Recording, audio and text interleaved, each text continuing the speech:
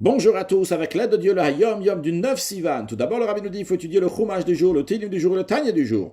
Puis le rabbi nous ramène l'extrait d'un discours que le rabbi précédent a dit un an avant que le Hayom Yom soit écrit. Le Hayom Yom a été écrit en 5703, en 1943, et le lendemain de la fête de Shavuot, 5702, en 1942, le rabbi précédent a assisté à une Hagralata Mishnayot, un tirage au sort de Mishnayot, que chacun va prendre une partie de la Mishnah pour l'étudier par cœur. Et à cette occasion, il a dit un discours. Une partie du discours était dans le Hayom Yom d'hier, une autre partie est dans le Hayom Yom d'aujourd'hui. C'est juste des extraits donc, de ce discours que le rabbi précédent a dit. Dans le Hayom Yom d'aujourd'hui, justement, il va parler sur l'importance de la purification de l'air.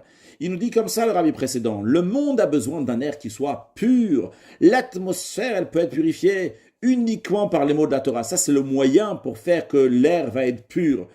Et à savoir que c'est une protection pour tout, aussi bien une protection générale et aussi bien une protection particulière. Et le rabbi précédent nous dit, le fait de partager les 6 ordres de la Mishnah, c'est-à-dire Zrai Moed, Nashim Dezikim, Tara et Kochim, dans lesquels chacun de ces ordres, il y a plusieurs traités, et après chacun va les apprendre par cœur, le rabbi précédent dit, c'est un belertecha bader diker. Belertecha bader, lorsque la Torah elle dit, lorsque tu vas marcher dans le chemin aussi, tu as parlé des paroles de Torah. Donc lorsqu'on apprend des Mishnayot par cœur, on peut les réciter aussi dans la rue.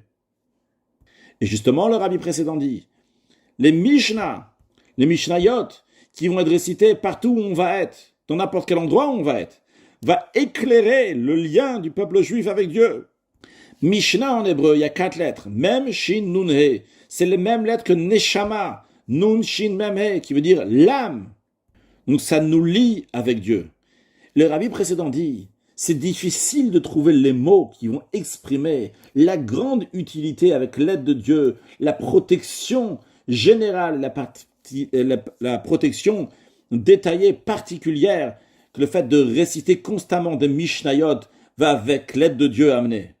Et ça manque les mots de décrire la grande satisfaction qu'on va faire au Créateur du monde en récitant ces Mishnayot de partout. Mashiach now, un excellent Yom.